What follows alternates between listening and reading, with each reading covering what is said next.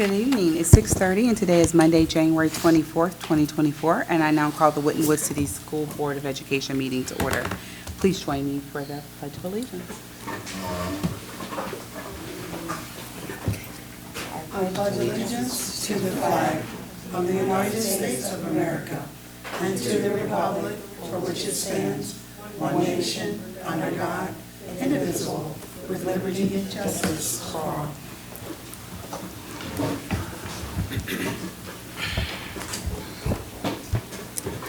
Thank you. The next item on the agenda is 1.03, the roll call. Mr. Seymour, will you call the roll? Mr. Spielman, Present. Dr. Johnson, Present. Mrs. Knighton, Present. Mr. Smith, here. Ms. Bryant. Present. Thank you. We are going to move out of agenda really quickly, so Mr. Denny, you now have the floor. Thank you. Yep. Thank you, President Bryant, and good evening, Board. Good evening, everyone. I want to just take a moment and acknowledge someone really important to not only the district and our schools, but also the community, and that's Mr. Ken Schultz. Many of you probably heard that Mr. Schultz unfortunately passed away this past Saturday. So he's just been a lifelong volunteer. He is, in almost all respects, I think universally considered in our community to be the voice of the Warriors. Football, basketball, boys and girls, soccer, boys and girls, going back to as long as most of us can remember. So he's contributed a lot, his family's contributed a lot, and so we definitely feel the weight of that and just felt it was appropriate tonight to pause and just honor a moment of silence for Mr. Schultz in honor of his many, many contributions to Wentwood City Schools.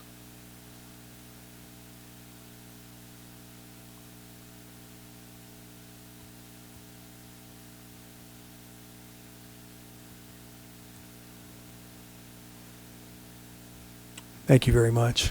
Thank you, Mr. Denny. The agenda, we're going to go out of order again. We're going to go to 10.03 personnel schedules. Mr. Denny, you have the floor. Thank you again, Ms. Bryant. Board, you have before you 10.03 personnel schedules. The recommended action would be to approve the personnel schedules as presented. That's Schedule A, B, C, D, and E.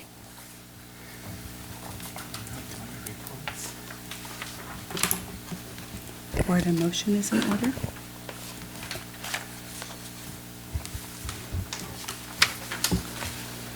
Let me get to 10.03. 10.03. Madam President, I'd like to make a motion to approve the personnel schedules as presented. There's the motion. I'll Thank you. second. The motion is second. Any discussion? Yes. Yeah. I have a couple of questions.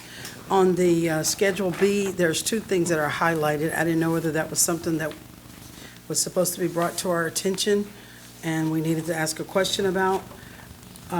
It's Deneen, I think, Fields. Those two are highlighted.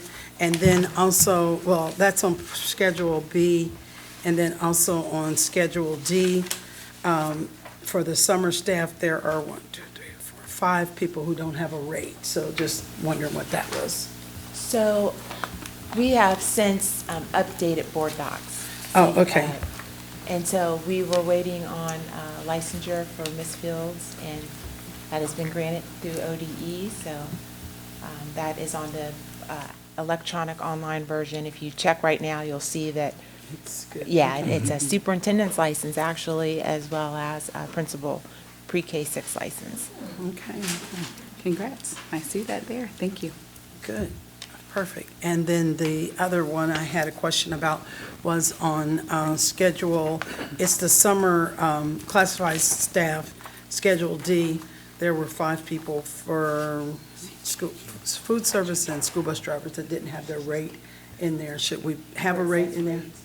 What is it? Just has the word RAT. Yeah, it just has a rate. So what that means is that's a signal to payroll that they'll get their hourly rate as opposed to you'll see like a $29 rate for, some people do jobs that have a specific rate that's board approved.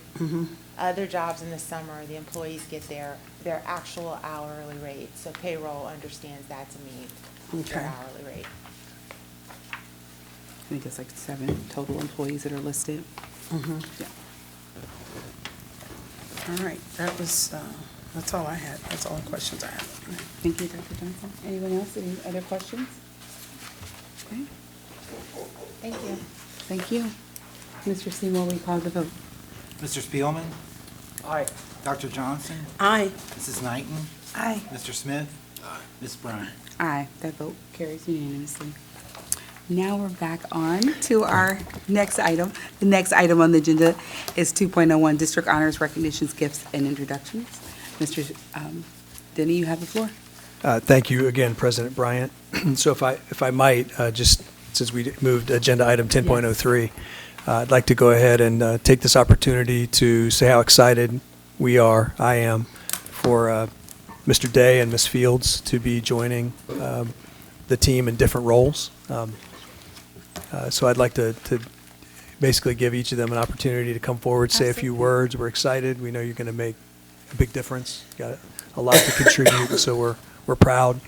And so, Mr. Day, if you don't mind, step up and say a few words. Yeah, lucky you.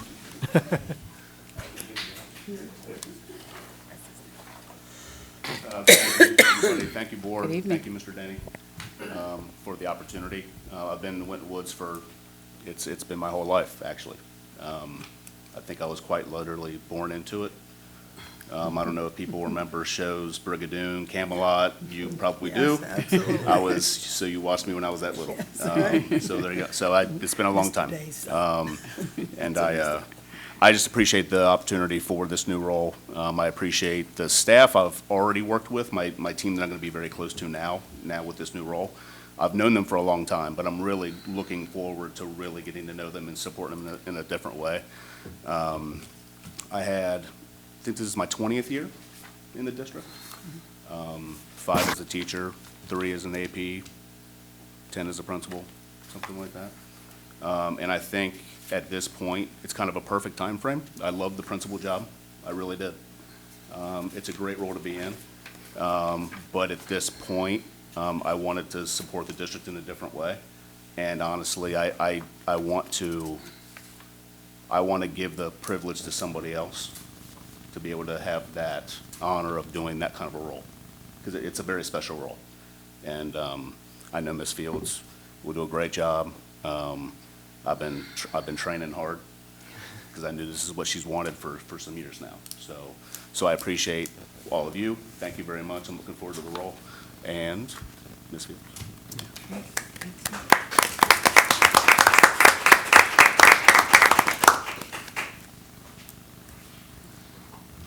I would first like to start off by saying thank you to Mr. Denny and thank you to the board. I'm going to be brief because I don't want to get emotional. I'm already extremely overwhelmed. I started my journey in education as a paraprofessional. So for me to be in this place today, I'm almost speechless, and I'm hardly ever that. So I'm just excited, and I feel so honored that I was selected to continue the legacy that was set by Mr. Day and others to make sure that our students thrive and get what they need. So thank you all. Thank you.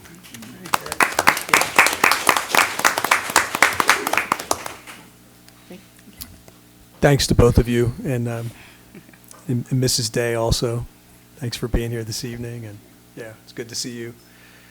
We'll go ahead and proceed on the agenda to 2.01, which is district's honors, recognitions, gifts, and introductions.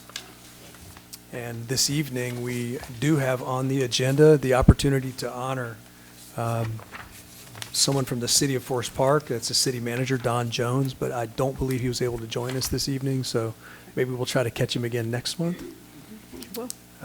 So that would conclude. But just to mention what the recognition was for, I'm remiss, I should say. The Board of Education is thankful to Mr. Don Jones, city manager of the city of Forest Park, for the city's generous donation of $500 for the Graduate Ribbons Project that appears on the fence on Winton Road annually. So we appreciate that. Thank you. Thank you. The next item on the agenda is 3.01. The board will take a 5-minute recess. All right, we're back in session. The next item on the agenda is 4.01, public comments. Mr. Senior, I do believe we have a couple of people. Yes, we have two. Okay. You can call them in order. Ms. Herbie, would you like to come up first? I think it goes over there.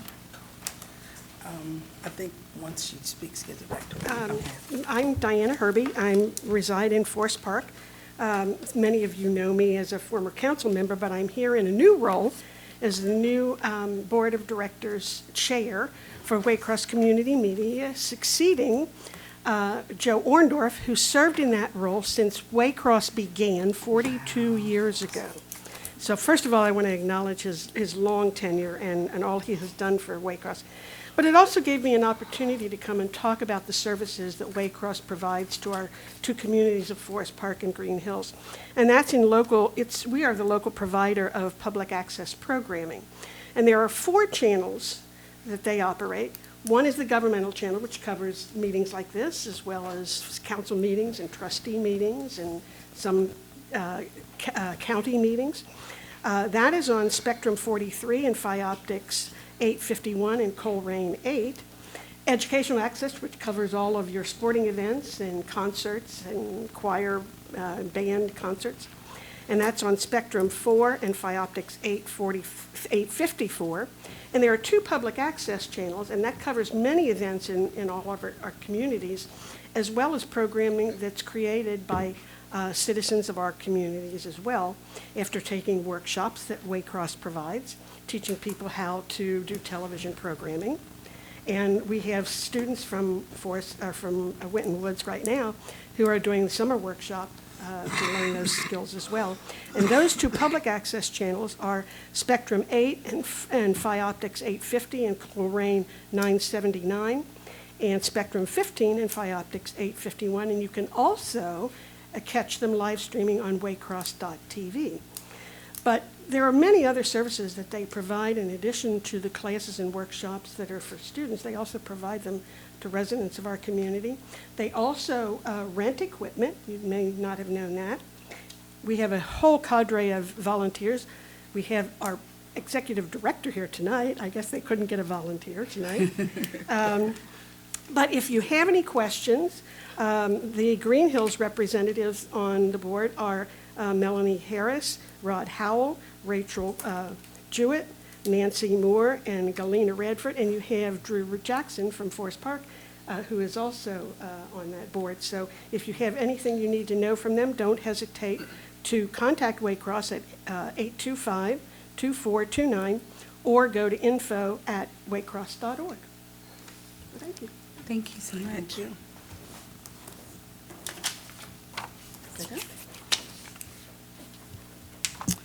Our next speaker, Mr. Schraubel, Fire Marshal. Schraubel. My apologies. Good evening. I guess it's customary to say where you're from and where you live. Well, I don't live in Forest Park or Green Hills. I work for Forest Park, or for Green Hills. I'm the fire marshal. And I'm here tonight, actually, on one of the few roles I get to do is congratulating you guys on completing a monumental project, and you all have a short handout there. All the pictures in this handout are from the Library of Congress. This was a journey that started actually before I got hired, which was in December of 2022. I was informed by the fire chief when he took me around to see everything that the fire alarm system at the Green Hills Community Building had completely failed. There had been several attempts to repair it, to hybridize it with new and old, and nothing would work. It just simply had a catastrophic failure and completely collapsed. So at that point in time, by the rules of the state of Ohio and the fire code, you guys were mandatorily required to provide a fire watch, which meant somebody had to go around the building and it had to be logged, and it's a very, very tedious job. So long story short, Mr. Denny and I and the folks from Siemens got together and we did a very detailed plan of the entire building. And because it's a historic building, we were allowed to do a few things that helped control things. But long story short, on June 6th at 5:45 p.m., the fire watch stopped. So we'll go on because the Siemens, and this is their brand name, it's the DeSago fire alarm system came online. Now, what you had before was a manual fire alarm system that had a failure, and it was a human discovery type of alarm system. If somebody didn't find a fire, the alarm system was just going to sit there and burn up with the building. Okay, does that make sense to everybody? Now, there were a few what we call woods metal links on fire doors that once they've melted, those doors would close. But again, that's well into an evolved fire. So the building was essentially defenseless when it was unoccupied. The new DeSago fire alarm system that you guys have from Siemens provides a remarkable protection through detection and notification to evacuate the occupants of the building and bring firefighting forces faster excuse me, than ever before. Previously, the community building was protected by simple bells and a few pull stations. And the woods metal links I talked about that shut a few of the fire doors. Today, the community building is protected by 21 manual pull stations, so there was more than there were before. Those are still in place. 3 automatic door closers, so when the fire alarm goes off, the doors automatically close, sealing off those protected parts of the building. 2 HVAC duct detector or ventilation system. If it detects smoke in there, they will go off. And 2 shutdowns to go on to that system. If it detects the fire in there, that system automatically gets shut down and doesn't blow it through the whole building. There are 18 heat detectors that just detect heat, the change of heat. There's 65 gas detectors for carbon monoxide. There are 12 strobe-only notification systems that are bright strobe, and there are 177 strobe and speaker systems throughout the building to notify it. So it's not just bells, it's not just a klaxon. There's actually a human voice that comes over the speakers that you can hear in the entire building. I guarantee it because I walked the entire building while it was going off. For about 45 minutes, I walked the whole building. It's a male voice. It is very easily understood.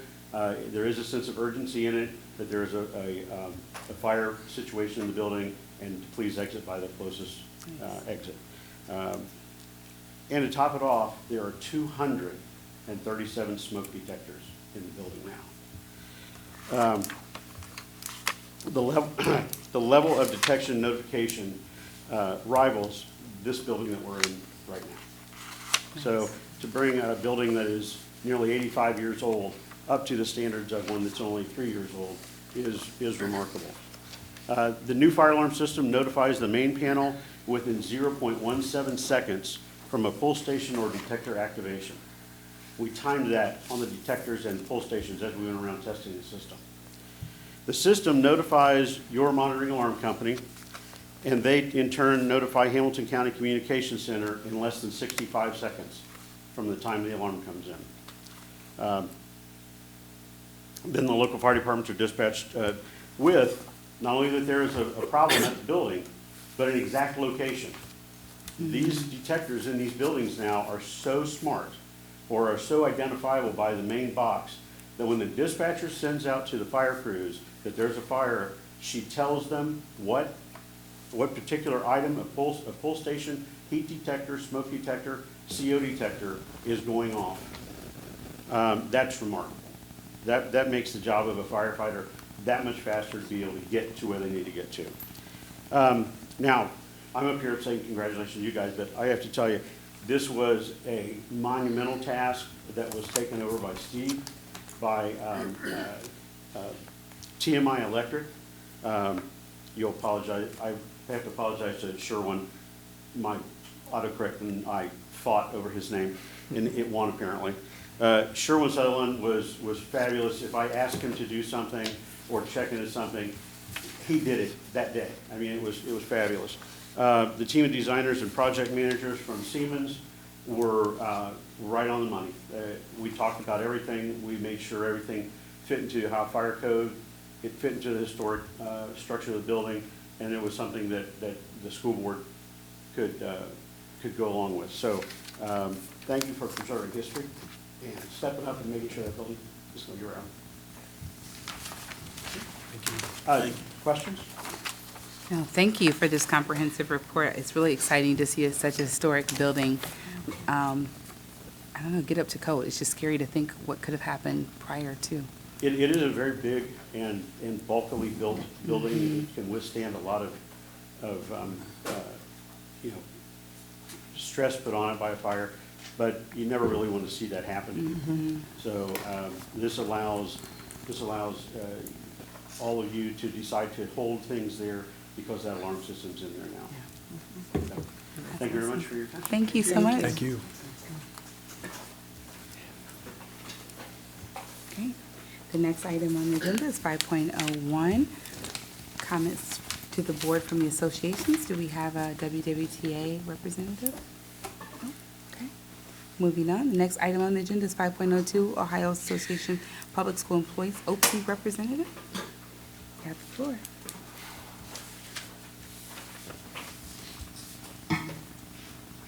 Good evening, Madam Board President, to the board members and administrative staff and community members.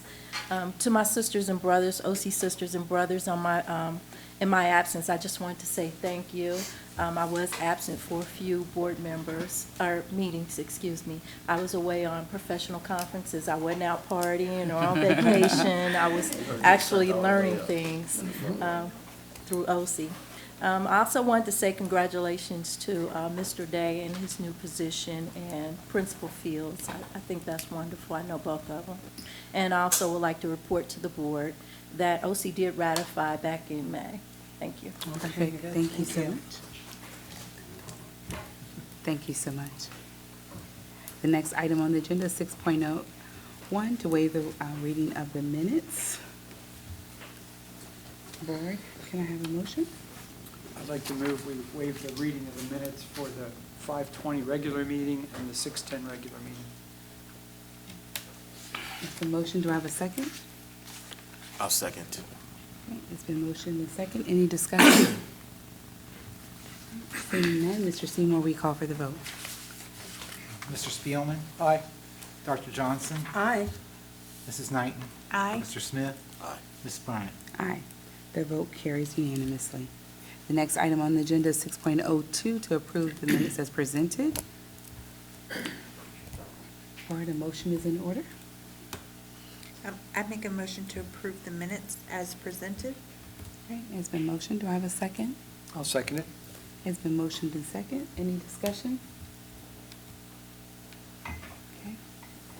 Seeing none, Mr. Seymour, we call for the vote. Mr. Spielman, Aye. Dr. Johnson, I would like to vote aye for the meeting, for the minutes, but for the June 10th meeting, I have to abstain. I wasn't there. Thank you. you're abstaining on 610 only? 6:10 Correct. only. Thank you. Ms. Knighton, Aye. Mr. Smith. Aye. Ms. Bryant. Aye. The vote carries 4-1 for the 6:10 meeting and 5-1 for the 5:20. Thank you. The next item on the agenda is 7.01, financial statements for May 2024. Mr. Seymour, you have the floor. Yes, your statements for the financials for the month of May. The statements reflected that the revenues in the general fund for the year-to-date are currently at $55.8 million, and the expenditures are currently at $52.0 million. We had month-to-date revenues of $3.7 million, and our current expenditures on the general fund at $52 million are approximately $2 million under budget, or 3.5%. Also, the page 5 shows you the unencumbered balance of all funds separately, and total unencumbered funds for all funds was at $28.4 million at the end of May. Thank you. Action to review the financial statement as presented for audit.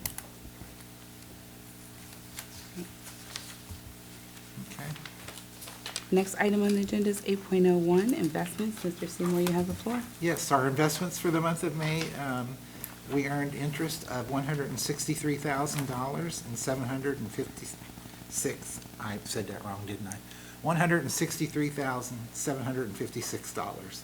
Of that, the general fund was $148,000, and the building fund was approximately $16,000.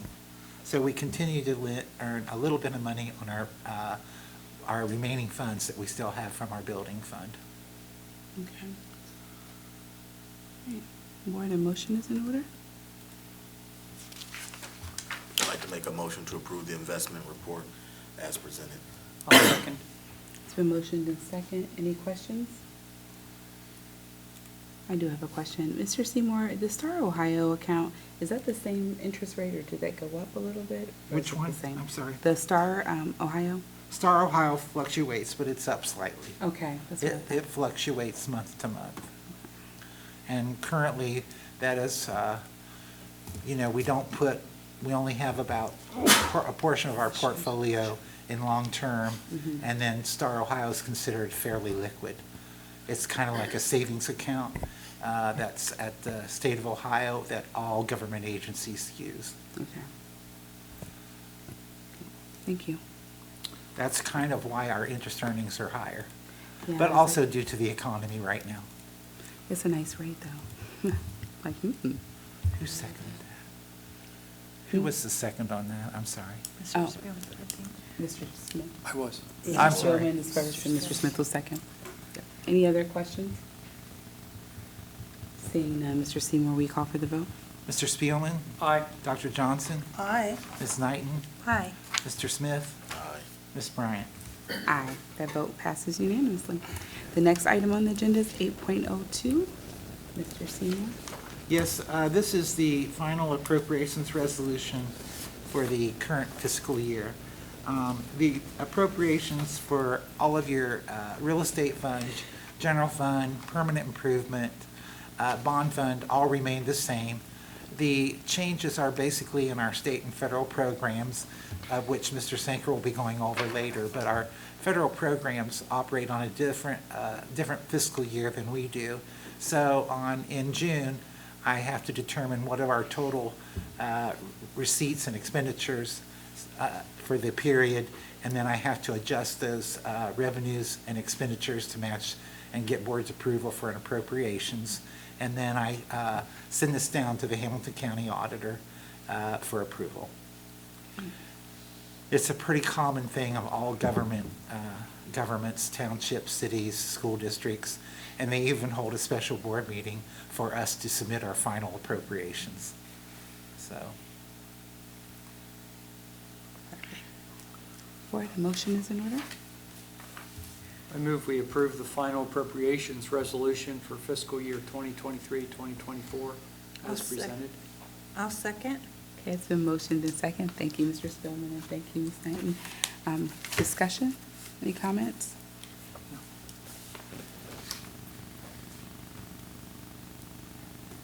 Mr. Spielman?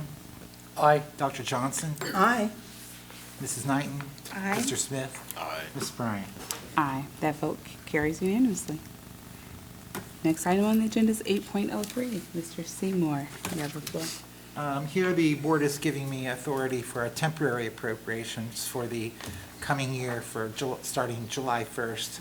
I have to establish by board resolution a temporary appropriations to meet expenditures that will come, like the first payroll in July, until we adopt our final appropriations, get all of our department budgets in, and submit to you the appropriations for fiscal year 24-25, and that will be in September. Great. Board, a motion is in order? Madam President, I'd like to make a motion to approve the temporary appropriations resolution for fiscal year 2024-2025 as presented. Thank you, Dr. Johnson. It's been motioned. Do I have a second? I'll second. It's been second. Thank you, Ms. Knighton. Any discussion? No? Mr. Seymour, will you call for the vote? Mr. Spielman? Aye. Dr. Johnson? Aye. Ms. Knighton? Aye. Mr. Smith? Aye. Ms. Bryant? Aye. That vote carries unanimously. The next item on the agenda is 9.01, reports of the superintendent. Mr. Denny, you have the floor. Thank you again, President Bryant.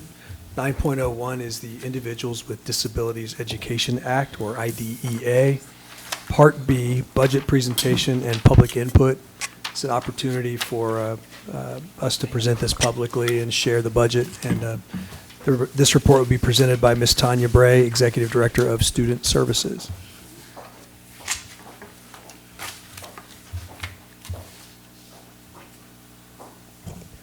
Good evening.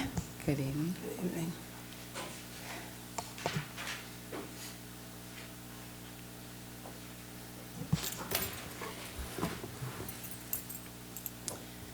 Every year, we have to present the budget for the upcoming school year, and this is our budget for the school year for 2024-25 for Individuals with Disabilities Education Act.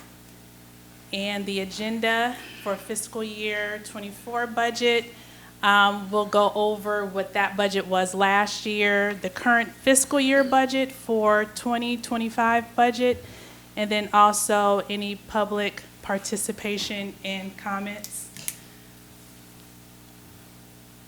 So the federal IDEA initial allocations, so this year, this coming school year, the fiscal year 2025, it is $1,047,519.53. Compared to last year, it was $1,080,242.59. Can we go back? And that was a slight decrease of around $32,000. And as you can see from the IDEA allocations, the years 2010 to 2024, it fluctuates.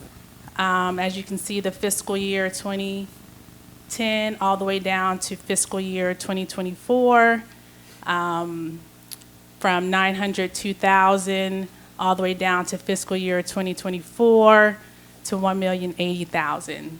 As you can see, the allocations fluctuate from year to year.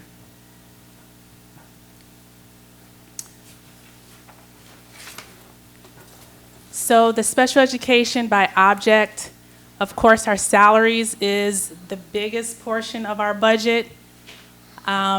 Next is our fringe benefits.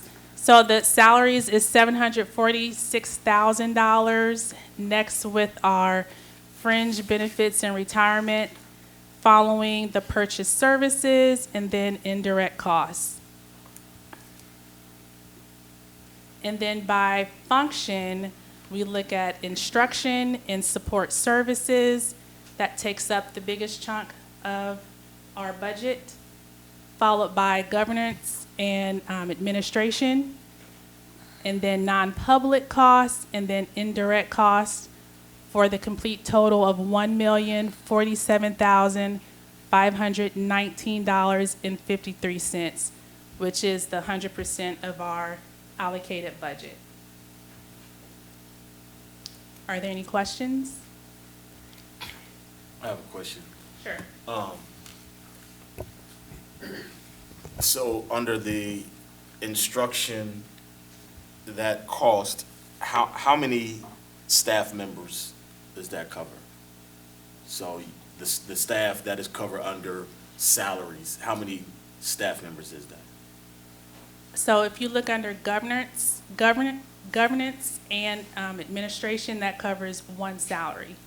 So the instruction and support services, instruction is classroom instruction. That's all the classroom and supports in the classroom. That's 59% of that budget. And then support services, that's related services like OT, PT, school psychologists. And then for an actual salary with fringe benefits, things like that, that's the governance right there with the 8%. Okay. Do we know how many people that is? Like what the head count is on that? For the 78,600? Just what, when So when I look at the pie chart, salaries, I just want to know what the head count is under salaries. 6 people? Okay. Okay. Under instruction. So are they under instruction or are they under governance and So administration? with this right here, this is one person. If we go back to the pie chart, that's 6 by object. The 746, the blue part is 6 Yes. people? Okay, thank you. And then can we go back to the slide after that? Sure. And then, under function non-public, what does that mean? So the non-public, Is that purchase services? so that Send them is out. state allocated funds. So that's money that the state allocates. John Paul. So like John Paul services that they give to our parochial schools. I don't know if you're familiar with John Paul, that's down the street from Winton City Schools. They allocate those funds to that school. Okay. And then what are the indirect costs? So the indirect costs are charges to administer the grant, and that's also allocated by the state.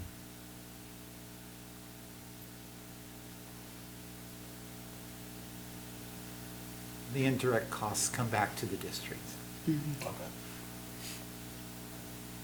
I just had one question.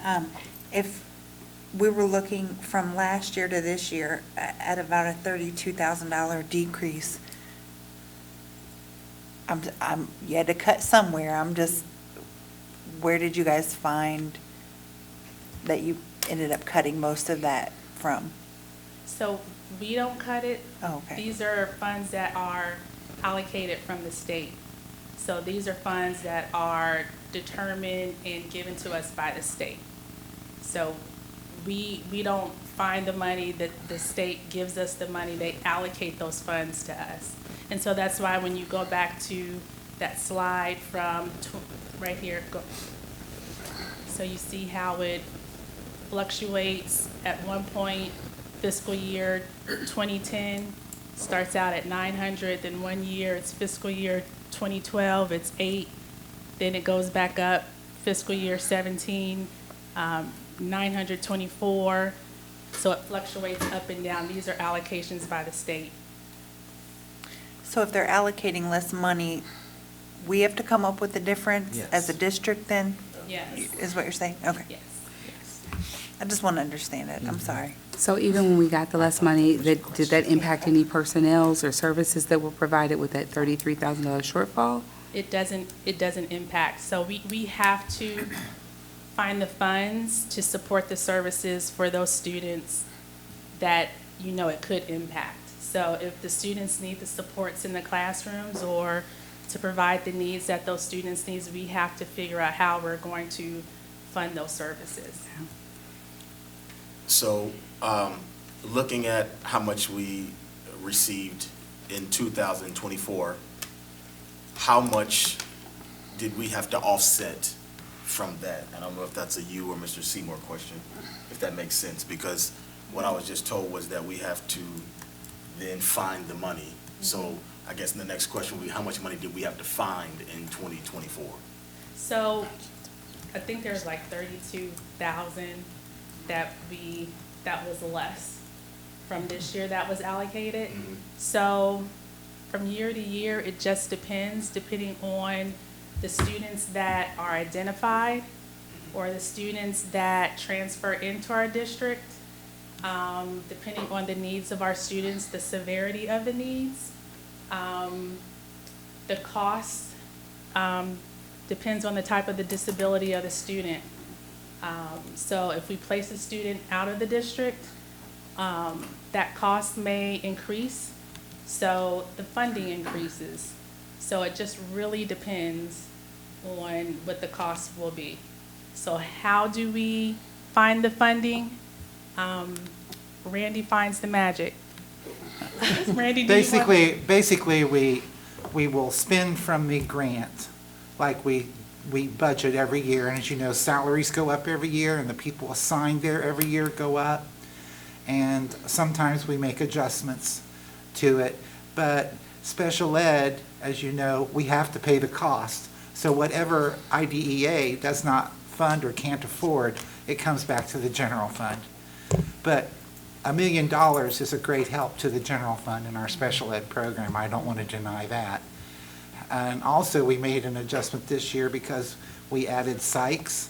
And if you understand the word supplant, you cannot supplant the district with federal funds. So since we added 2 in-house psychs this year, we found it to be a perfect opportunity to start funding the 2 additional psychs out of IDEA. So even though you might lose a little bit of funding for your classroom, we picked up almost $100,000 in general fund by placing a psychologist in this federal grant. Whenever you add services, you can buy it out of federal, but you cannot take a service you were paying with general fund and transfer it to a federal program, if that makes sense. Federal programs have to enhance what the general fund is doing. And so if we would, say, get $1.3 million next year, we would already have those 2 psychs in there so that we would never supplant the general fund. I don't know if that makes sense. I didn't mean to speak out of turn, but. No, thank you for clarification. Sometimes Tanya is so wrapped up in her developing her program, we help her a lot with her budget. So when she turns over her budget to us, whatever IDEA can't afford, I throw into the general fund. And you'll see, when you get the general fund budget, our special ed program is going up between 6 and 8% a year. And your cost of personnel is not going up. It's the handicap of the child, it's the cost of the child, and she can correct me if I'm wrong, but we're getting more and more specialized, expensive children that have high tuition and special placements. Right. The special placements are, of course, higher with the inflation. And so with the cost of inflation, the cost of placement, of course, has increased. But believe it or not, with the increase of our numbers in special education, we're lower than the state's average. So our average right now is about 15%, and the state's average is a little bit over 16%. So we're just under the state's average of students that are identified. I do have a question. It's not on your site, but do our families have the opportunity, because I know that we have students that have multiple needs, are they able to take advantage of the Learning Aid Ohio funds that are available if they need additional tutoring services? Is that something we've been able to present and give information to our families about? Can you repeat that again? The Learning Aid Ohio, that the state of Ohio has funding available to students on 504 and on IEPs, if they can get additional tutoring services. Is that something that we can explore to make sure that our families can take advantage of that? I think it's at no cost to them. We can explore that. I know that's been brought up a couple of times, and I know that has been available through COVID, since COVID has come out. So that has been an opportunity for students, not just for students with disabilities, but for any student. Yeah, if we could, and just report back, just because I know that there are students, I had son on IEP, and all the assistance you can get, so if they need additional services, our goal is obviously to educate children, and we want all of our students to do well, and so if there are services available that our families don't know about, that we can make that available to them, or that information, so they can know how to access those services, that would be great. Yes, we are working with our community engagement coordinator to update our website. Perfect. In our department, and then also completing some other informational pamphlets to ensure that students and parents and our community members have that information and knowledge Great. at hand. Thank you. You're welcome. Are there any other questions? No. Thank you. Thank you so much. You're welcome. Thank you, Ms. Bray. Mr. Denny, next item on the agenda is 9.02, Capital Improvement Summary and Plan. Mr. Denny, you have the floor. Thank you, Ms. Bryant. So, Board, the next agenda item is the capital improvements plan or summary for the past fiscal year, FY24, school year 23-24. You should have before you a report basically summarizing the larger projects in the district that occurred over the last fiscal year. Some of these that are tracked are not exactly capital projects, but sometimes they're tracked just because of the importance of the project or the need to be able to refer back to it easily. You know, for example, the recoding of the flagpole at the community building, that's just something we might look up later, you know, want to be able to refer back to. That's more of a maintenance item, but sometimes those types of items are also tracked in this report just for that purpose. But you can see the bulk of the monies spent last year fall into two large categories, one of which is the community building fire alarm replacement project. That was 24% of the money spent last year in the entire planned capital improvement budget. And then we spent 54% of the total amount in roofing last year, all of the roofing at the Future Early Childhood Center. And we basically did 2 years of roofing in one to protect that asset because it's being invested in heavily right now with brand new equipment and materials. So we want to make sure that we kept that as watertight as possible. So we actually, you know, worked to do this year's roofing in last year's planned work. So if you have any questions or observations or comments, I'm happy to entertain any of those. Do we have the same roofing warranty on all of our buildings? It's the same company warranty on it? It's different companies. Like this building was a different roofer than North Campus. Same product? Same product, yes. Now, at this building, it's a built-up asphalt roof system. So it's a 5-year warranty. And the other campuses happen to be the same amount, but it is different installers.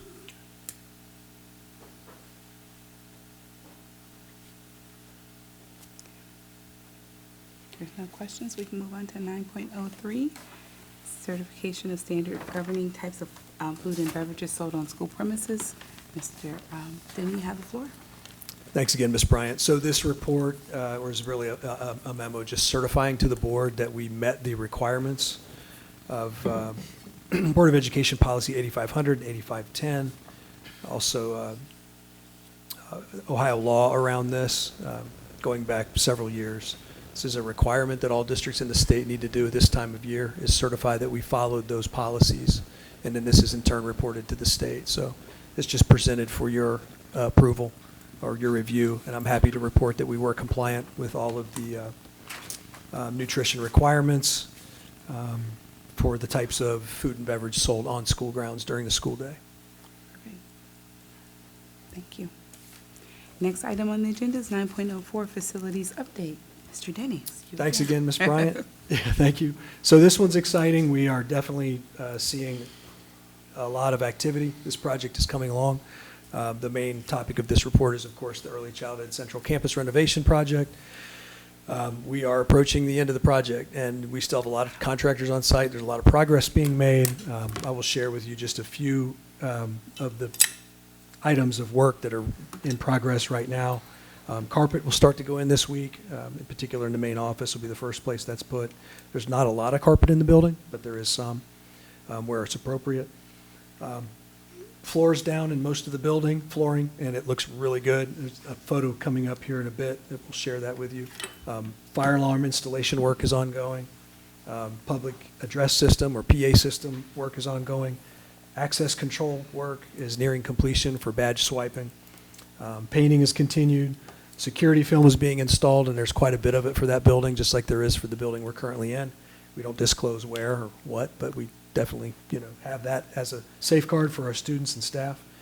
Blinds installation starts this week, and security cameras have been installed. And probably the most exciting piece of news that I'd just like to share is that the move is still scheduled for July 15th. So everybody's boxed up and ready to roll, and the moving company will be moving them within the next couple weeks. So we're excited about that. It's a new chapter. That's very exciting. So we can take a look at some of the photos. This is just some graphic work going in. That's easily visible from the outside. That's right near the main entry. This is the epoxy flooring going into the restrooms. It's very, very similar to the product you'd see here. Again, trying to emulate that this building will have the same and similar features as the new construction. Hallways, you can see the The flooring, actually, this is a picture of the secure vestibule.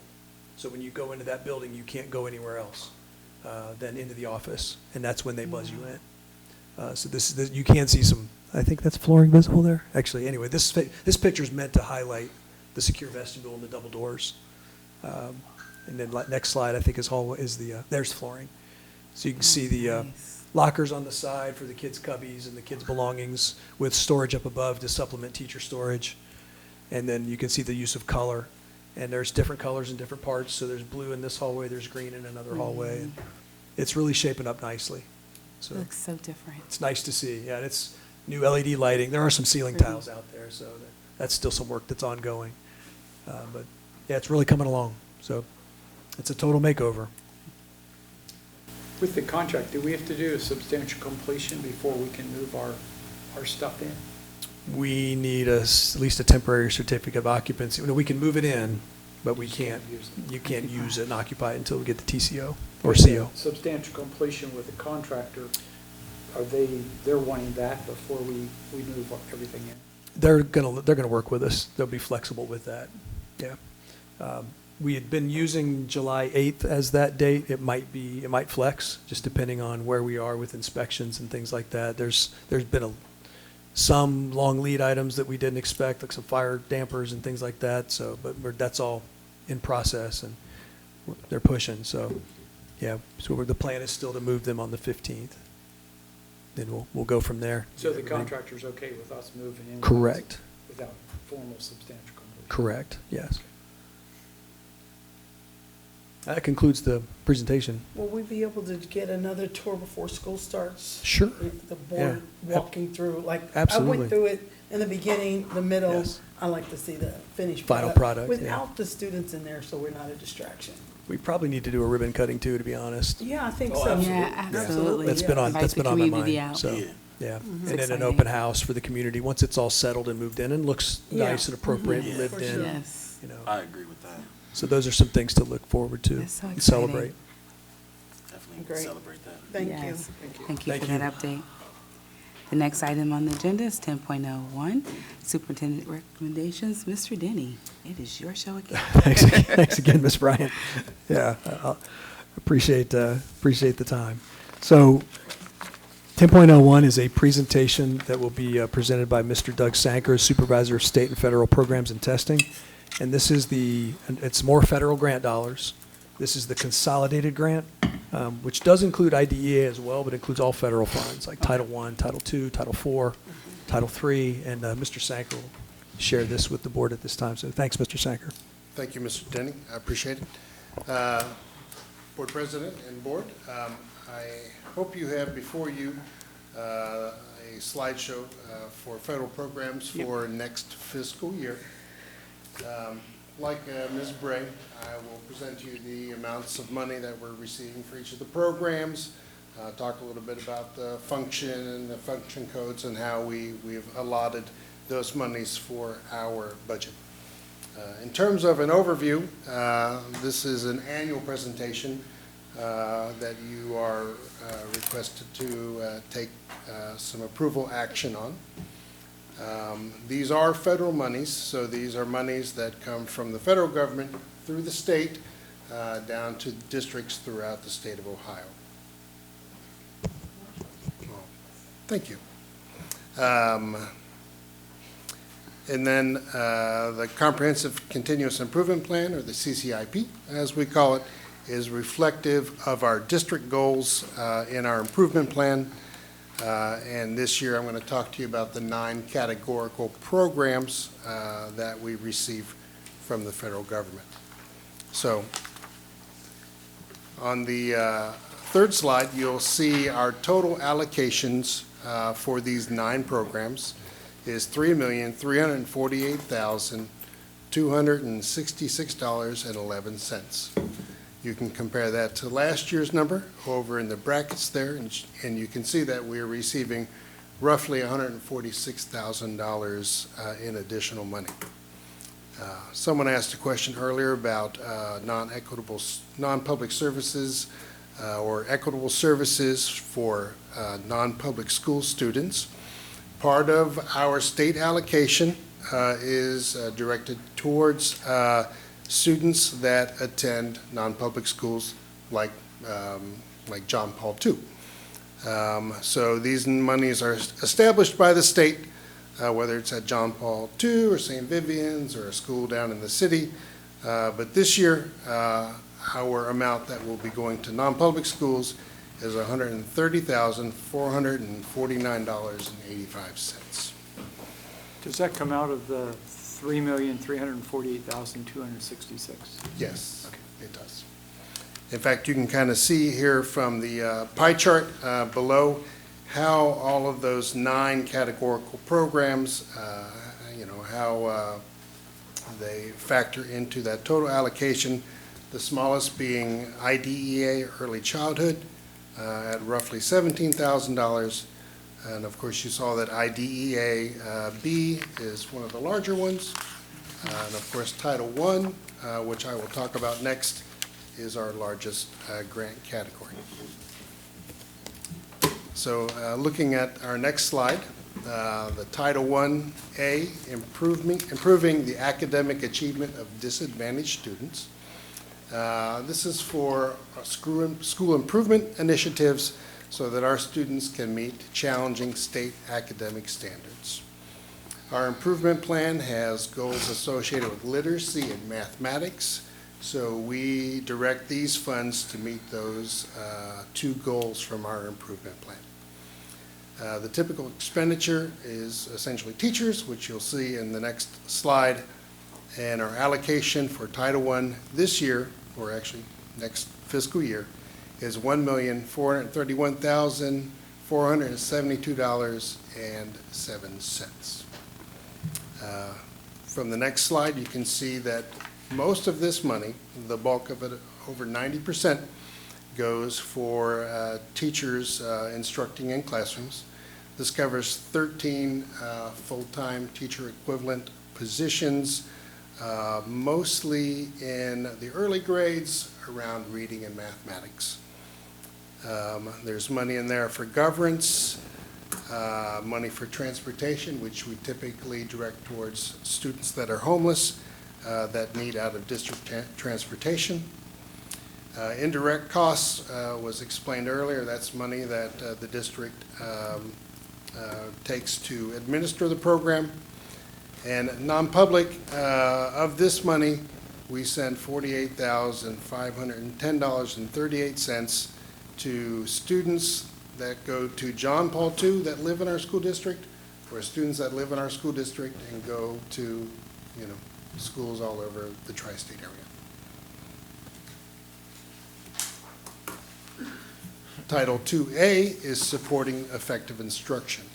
This money is directed to professional development for teachers and administrators, educators, so that they can help students meet challenging academic standards. Here again, this meets our district goals around literacy and mathematics and students with disabilities. As you can see from let me give you the amount. That's $180,323.51. A little less, certainly about $25,000 less than last year. Mm-hmm. In terms of how we spend this money, the largest piece of that pie chart at $112,000 is for 2 teachers. These help us reduce class sizes in grades 1 and 2. We reserve about $50,000 for professional development for our teachers so that they can be trained on topics that would help us with our improvement plan. As you can see, non-public, this money is directed to John Paul II, which they typically use for professional development as well, and indirect costs at about $3,800. Title III is for language instructions for English learners. This is for our students who come to us and are categorized as English learners to help them with their their English proficiency and their academic achievement.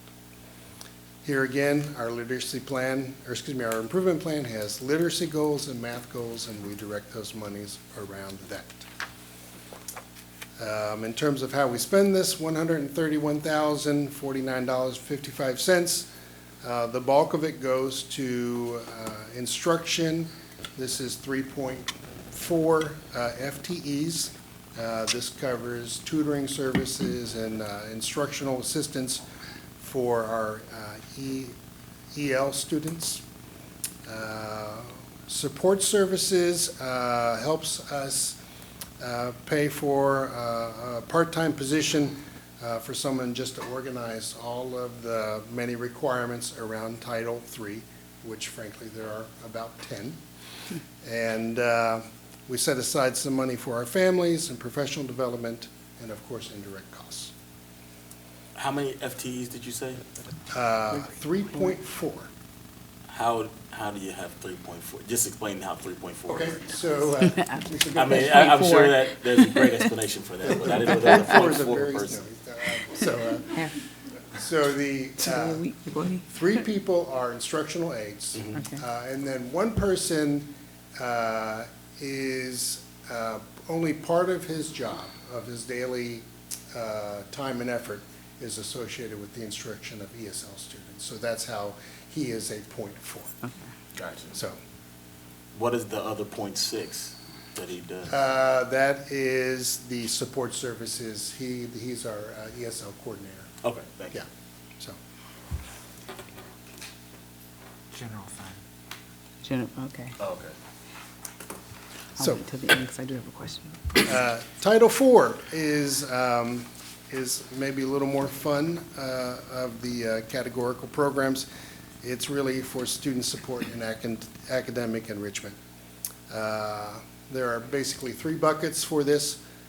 Money, well-rounded education, providing our students with just interesting topics, concepts, things that they can study. Another is around safety and climate. And then the 3rd bucket is used for technology. And this supports our goals around graduation and literacy and mathematics. And this year, or next year, we will receive roughly $110,926.20, exactly.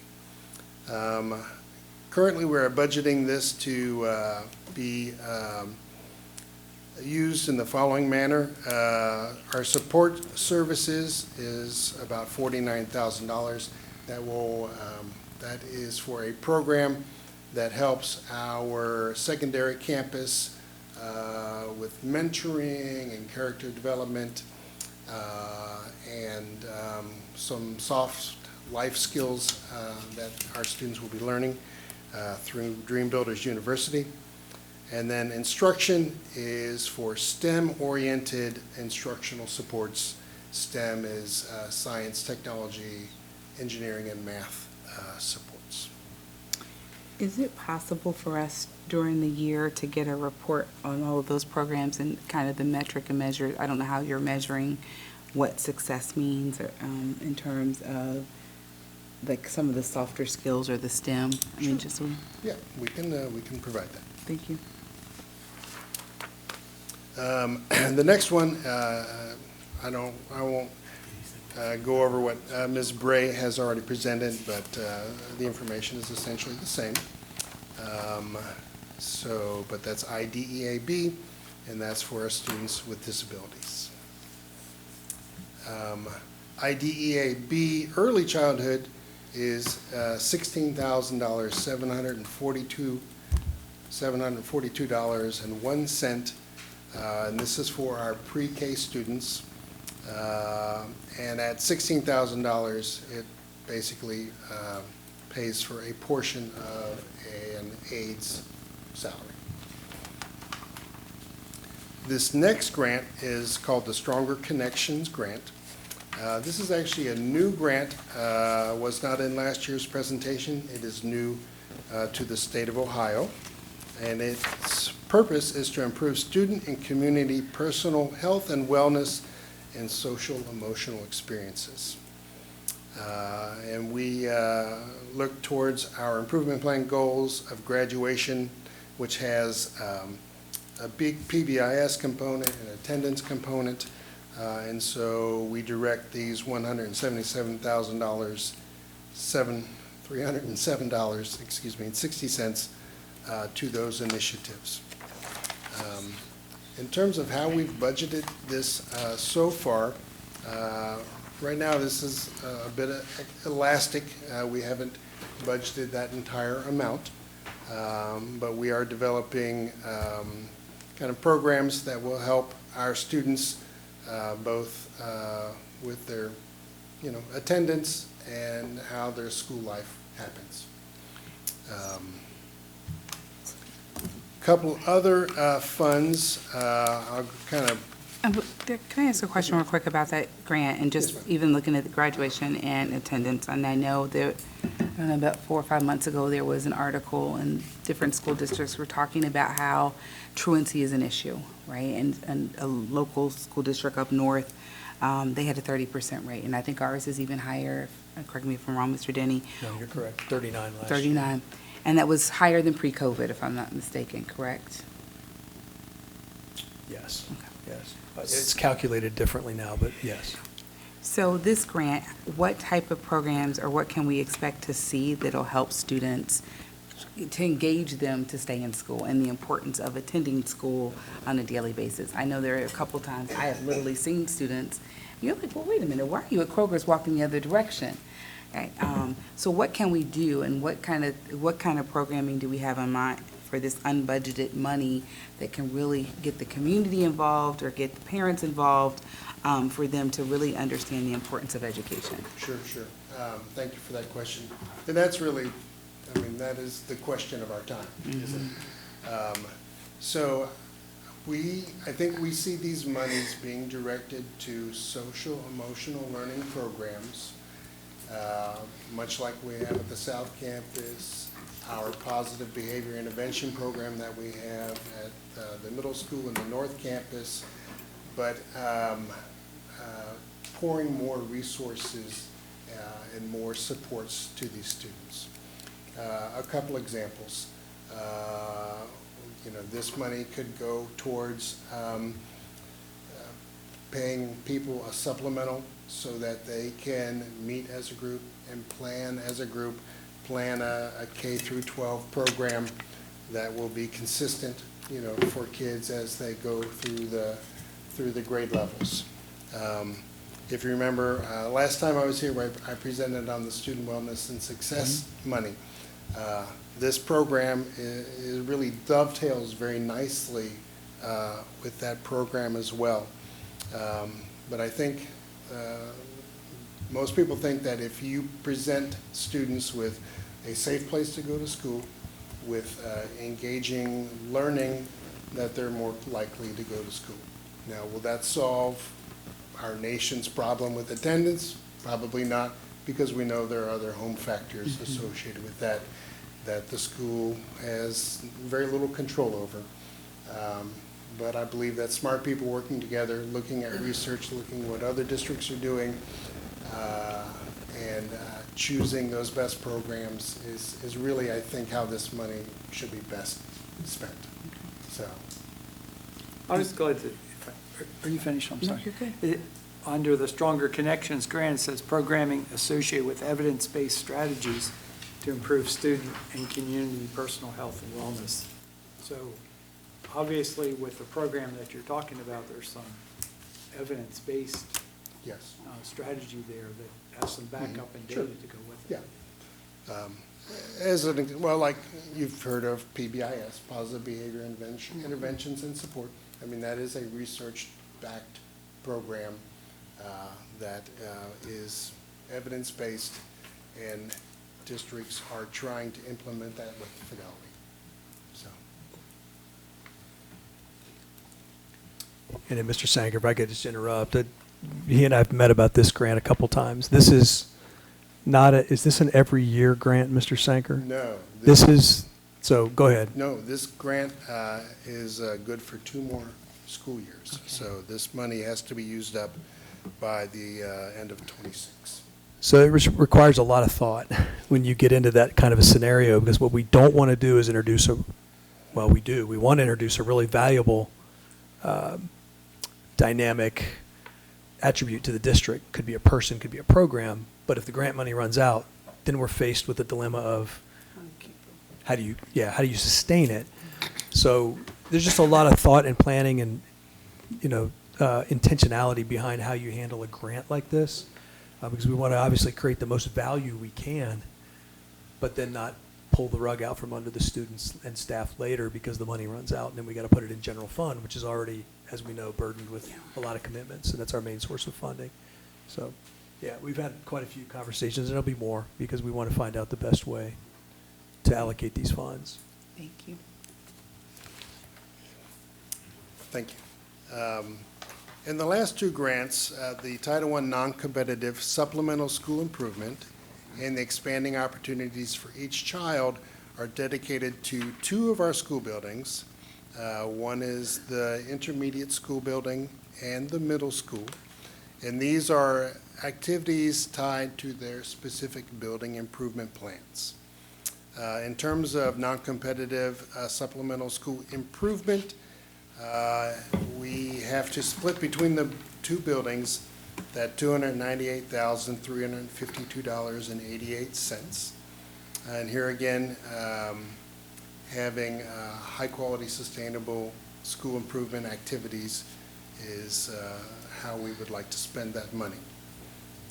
And then expanding opportunities for every child, very similar, except this money is directed to advanced coursework, what the state calls personalized learning, and academic acceleration.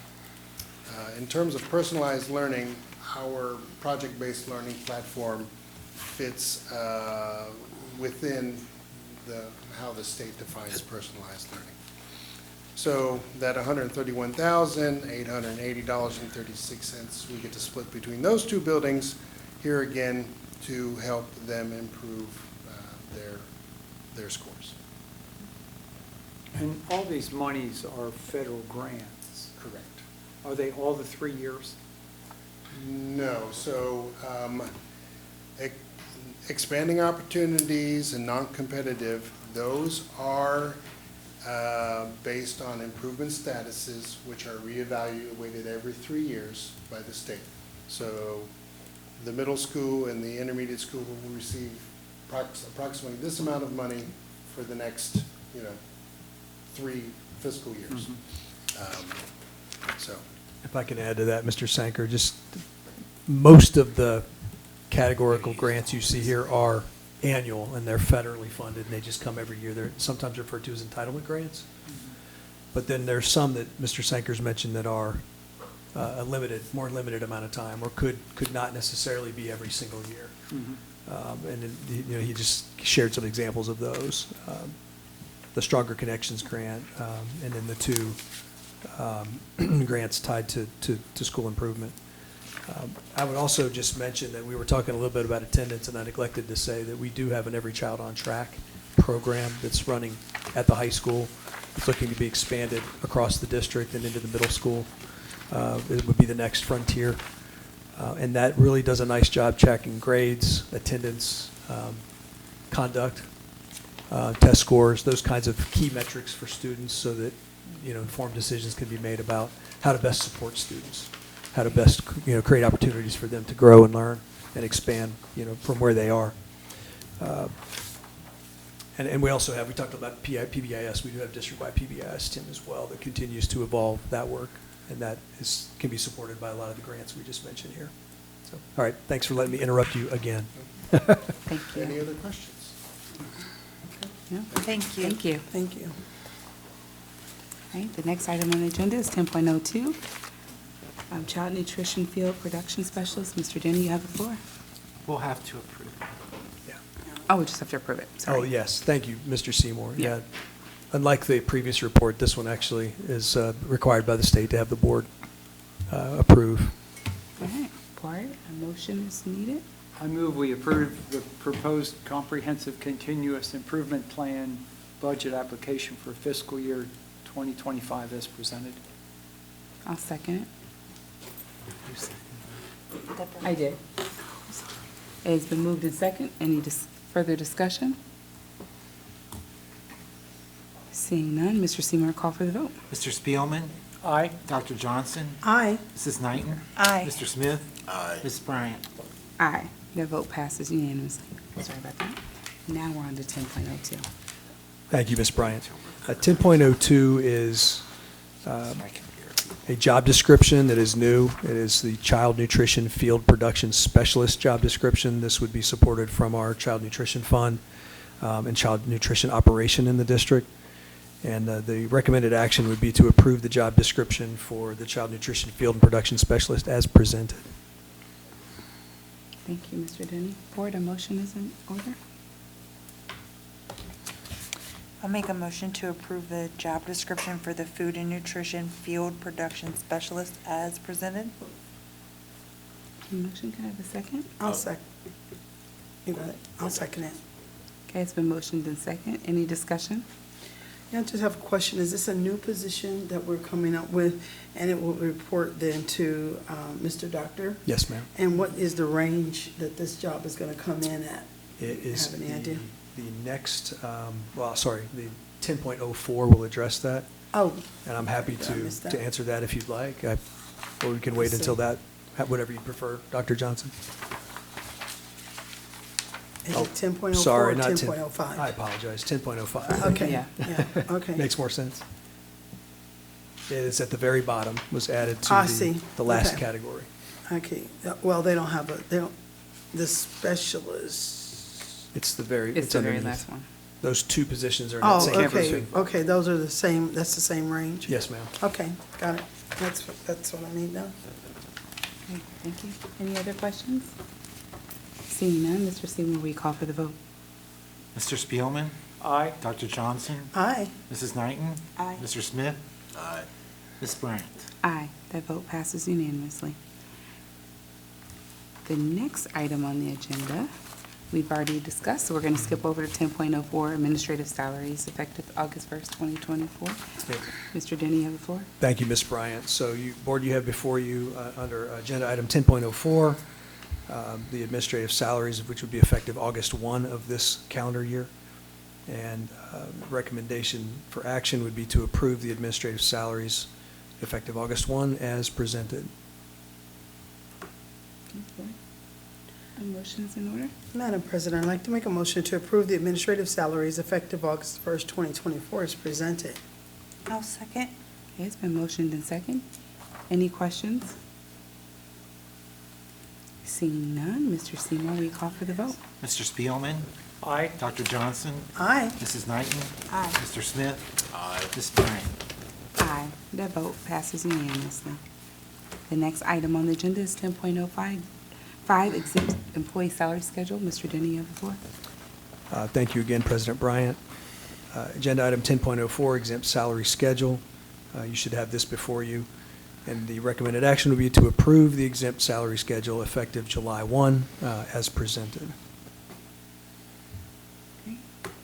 Board, I'll make a motion to accept the exempt salary schedule as presented. I'll second that. It's been motioned in second. Do we have any questions on the schedule? Okay. Seeing none, Mr. Seymour, will you call for the vote? Mr. Spielman, Aye. Dr. Johnson, Aye. Mrs. Knighton, Aye. Mr. Smith, Aye. Ms. Bryant. Aye. The vote passes unanimously. The next item on the agenda is 10.06, to approve the list of schools declared as impractical to provide pupil transportation for the 2024-2025 school year as presented. Mr. Denny, you have the floor. Thank you again, Ms. Bryant. So this list is published or presented to the board for their consideration and approval every year at this time. We'll bring bus stops next month. That's the other one that's required by the state for the board to review and approve. This one has to do with schools that are within the 30-minute drive radius, but do not have enough students present at those schools to warrant sending a vehicle, a district vehicle, which, as we know, is typically a school bus.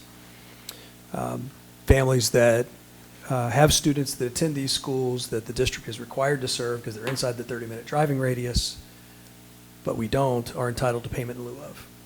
And so I share that just not only for the board's information, but also because that's something our public is entitled to know. And that's handled by the business office. These are actually determined by driving to those schools from the school where the child would attend. And so all of these schools are actually within 30 minutes, but the loads are so small, it doesn't financially make any sense to send a vehicle there. So the recommended action, board, would be to approve this list as presented for the 24-25 school year. Okay, thank you. Board, a motion is in order? I make a motion to approve the list of schools declared as impractical to provide pupil transportation for the 24-25 school year. Thank you. It's been motioned. Do I hear a second?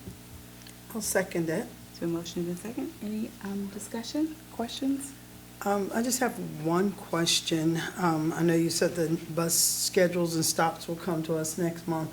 And are we, once you get that, we will be working on getting the list out to the parents of what child will be at what bus stop and Yes. that kind of thing. And that Yes, should ma'am. come out well before Yes. it's time for school to The start. goal is to have that mailed 3 weeks before school starts, weeks which this before, year yeah. would be, or two weeks? First week in August. First week in August, yeah. Yeah. Okay. Yeah, the first day of school is the 19th, so. The 19th, so. We want to allow for US mail to drag, and if it will. You know, we want to make sure we get ahead of But that. we'll have our stops by July, Yes, ma'am. and then the week after, the family should know Mhm. who's catching what bus and where they're gonna stay. Yes, ma'am. And the transportation supervisor works on this all summer. So by the time the stops are coming out, she's essentially had to do all the routing as well, for the most part, apart from new students who are enrolling. Sure. Yeah, appreciate the question. And is this list listed on our website for families if they're checking to see, hey, can I get bus transportation if my kid goes to this school? That's a good question. I am not sure. Well, it's in board docs, so after our meeting, they certainly can access it through board docs. Yeah. We I mean, certainly could Some families post it. probably don't even think to look at the board docs, so I'm wondering if we could make it accessible to the website? We could. Yeah, if that'd be the board's pleasure, that makes sense. Great, thank you. Any other discussion? Okay, seeing none, Mr. Seymour, we call for the vote. Mr. Spielman? Aye. Dr. Johnson? Aye. Mrs. Knighton? Aye. Mr. Smith? Aye. Ms. Bryant? Aye, that vote passes unanimously. The next item on the agenda is 10.07 sanitary easement agreement. Mr. Denny, you have the floor. Well, thank you again, President Bryant. You're tired of my voice. I wouldn't blame you. But this is the last item I'd be presenting this evening on the agenda. So this is a sanitary easement agreement for the property on Halesworth Avenue. It's the former Forest View School. 924 Halesworth is the address. And the recommended action would be to approve the temporary construction and permanent sanitary easement agreement between the City of Forest Park and Winton Woods City School District for the proposed Miranda Homes Halesworth development project that was recently approved by the city as presented. And board, this should not cost the district anything. This is cost to be borne per the purchase sales agreement between the district and Miranda Homes that's borne by the developer. This is simply the board exercising its authority to allow access on district property for a sanitary line to run from the development over to Hitchcock Drive, where it can tie into the Metropolitan Sewer District infrastructure. And so would respectfully request the board's consideration for approval as presented.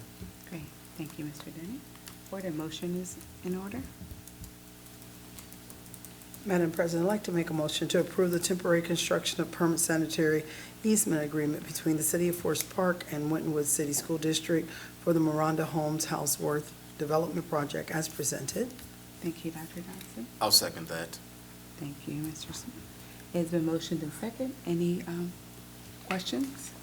I'd just like to point out, in addition to what Mr. Denny said, that the reason that we're not going to the Halesworth Drive side of the property is that MSD has said that sewer's not large enough. So we don't have an option. The only option for this development would be there.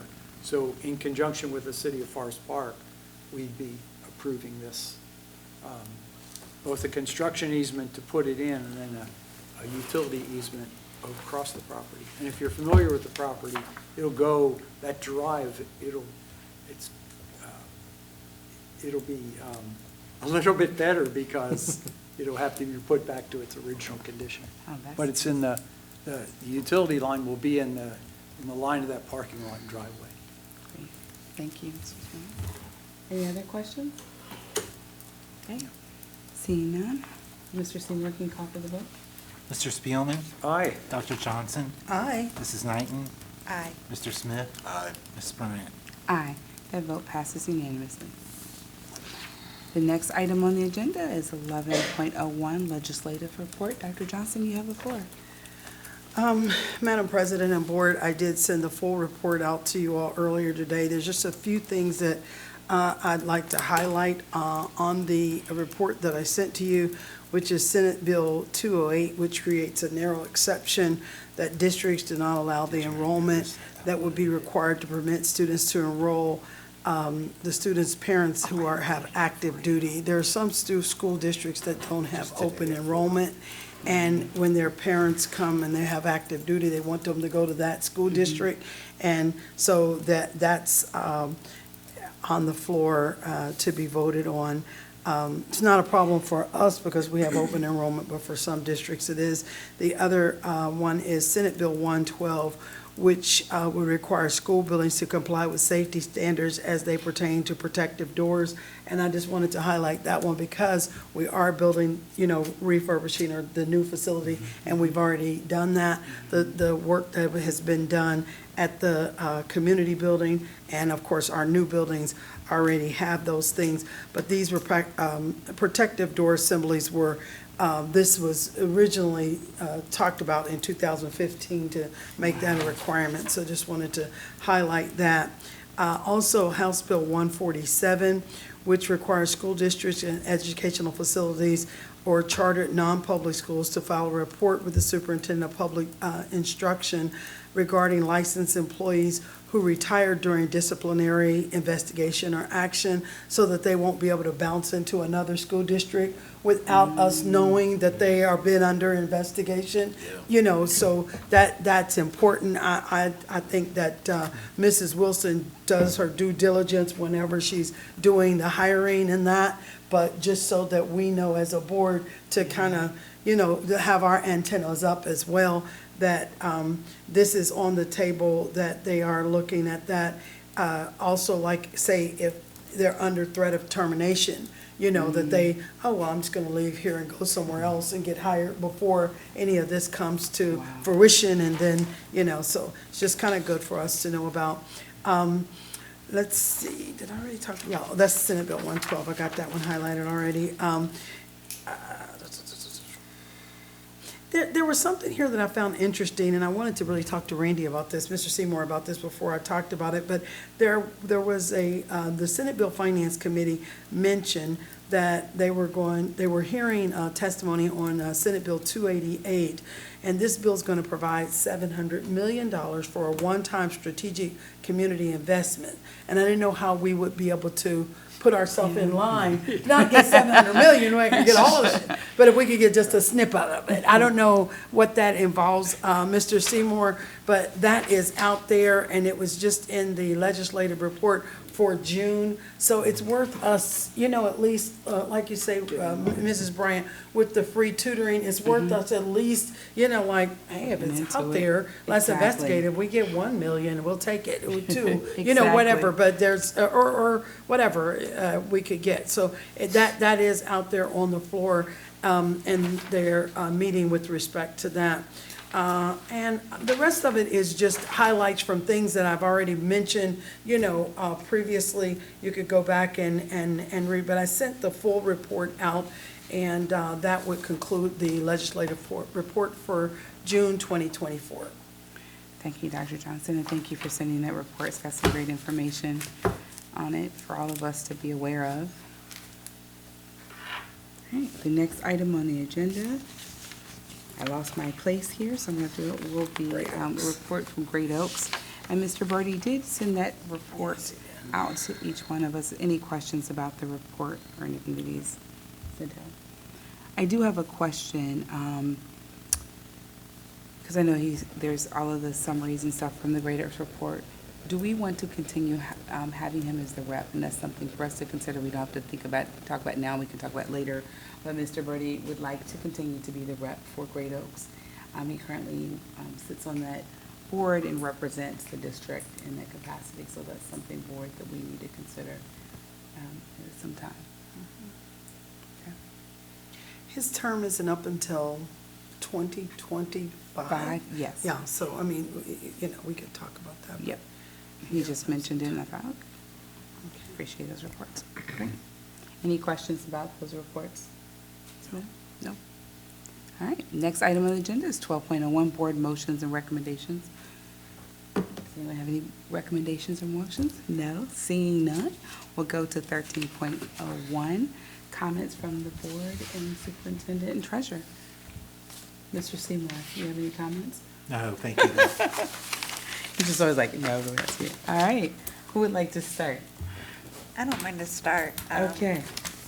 I just want to quickly say, I think the best part of my day today was to be able just to watch our one graduate today, Anthony Jaleel Chambers, and his family. It was just an awesome thing to see that young man smile the way that he did when he received his diploma today. And so kudos to him and his family for their journey, and just what an inspiring story. So privileged to be a part of that.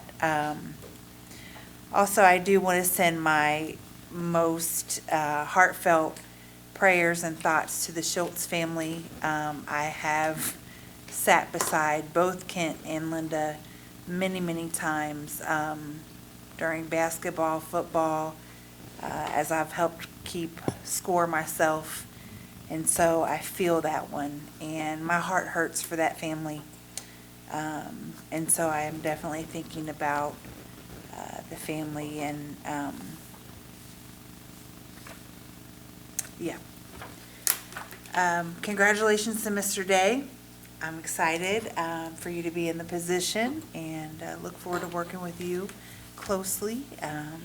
And congratulations to Ms. Fields as well. I'm excited to see people in our district doing good things and moving into different positions. As always, I will say I'm just very humbled and privileged just to be sitting in this seat and serving this district. So thank you. Thank you. Mr. Smith, I don't have anything, just everyone enjoy your summer, get some nice relaxation, that now is the time. Enjoy the wonderful weather, and thank you for all the work you do, even in the summer, for those of you who do work during the summer. And definitely excited for the things to come. Congratulations to all those in new positions. Thank you for everyone who gave the reports today. We appreciate all the information. Definitely something we can go back and take to make further decisions. But other than that, go Warriors. Thank you. Dr. Johnson. Just echo the sentiments of both my colleagues. Welcome, Mr. Day, into your new role. Welcome, Mrs. Fields. And this is a time of reflection, and as the announcer that has probably been announcing since, I had a graduate in 95, and it seemed like I remember him back then. Maybe he was getting started, but it's been a while. It's been a while. So it's just like Mrs. Knighton said, condolences to his family.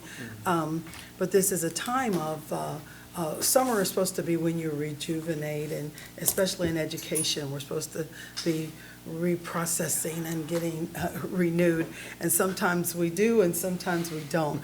But for those teachers who are teaching and doing things during the summer to help our students along, we appreciate that you are doing that. And while you're trying to reflect and rejuvenate, you're also still pouring into our students, so we appreciate that. So just continue to know that this board appreciates all that you do for us. So that's it. Thank you. I too would like to congratulate Mr. Day and Ms. Fields on their new positions, and just congratulations.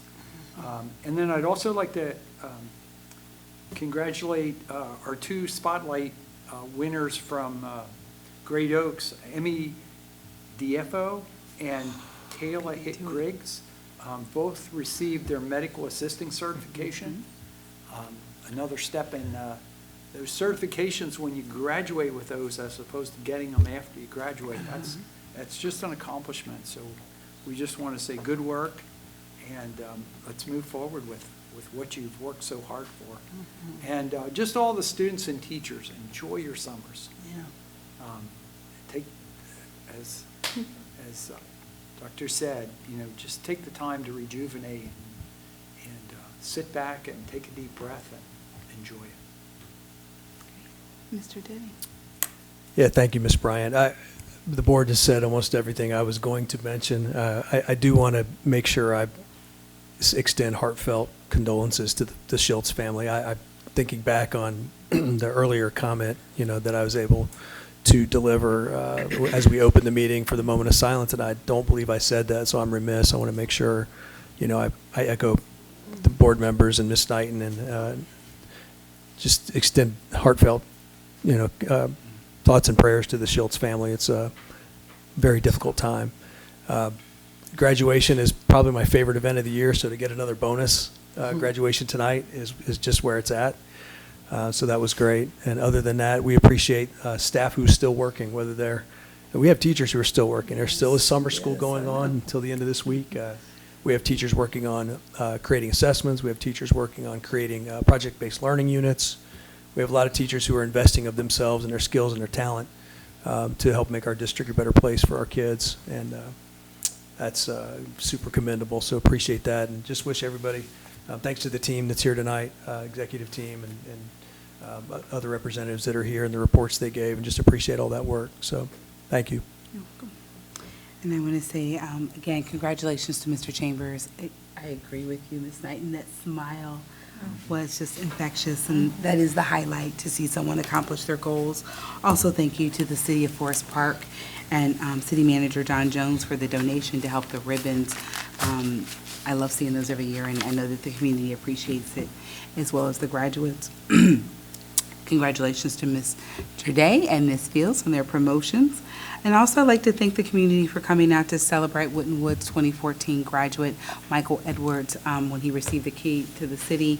The school district was able to partner with the city to not only give him the key, but also to put his jersey up on the right outside of the arena, as well as presented him with this really nice composite jersey that the athletic directors had made. So that was a really nice time had by all, and it gave an opportunity for the community to see the new buildings. He had never seen the new buildings, so that was, it's like, what are these buildings, So that was kind of nice to see someone come back full circle, as well as the media came to record that event as well. So kudos to everyone, and thank you for the City of Forest Park for partnering with us.